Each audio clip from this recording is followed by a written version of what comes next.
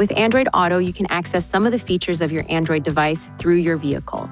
Because it also handles hands-free phone and streaming functions, Android Auto overrides the Bluetooth system when connected. Visit www.android.com/auto for a list of available functions and compatibility. For best results, ensure your device has an active data plan and is using the latest software version. If your device is not equipped with the appropriate software version, you may need to download the Android Auto app to your Android mobile device to use this feature in your vehicle. First, visit the Google Play Store on your phone to download the Android Auto app to your device. Then, launch the app on your Android phone and follow the prompted directions to set up the application.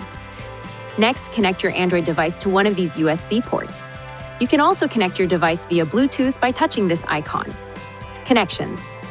Then, from the device menu, touching Add Device. Follow the prompts on the screen and your device. Once connected, a prompt may appear on the display. Touch Start Android Auto. Touch this icon on the launch bar to display a list of available apps and touch to select. Touch this icon or an item on the launch bar to return to normal vehicle functions. To disable or enable Android Auto, touch this icon. Touch Connections, Device, this icon, then Android Auto to change the setting to active or inactive. From this menu, you can also touch Vehicle's Help for Android Auto to view helpful tips on using the app. For hands-free operation, you can press and hold this button on your steering wheel or touch this key on the display. You will not be able to use the phone handset while Android Auto is running.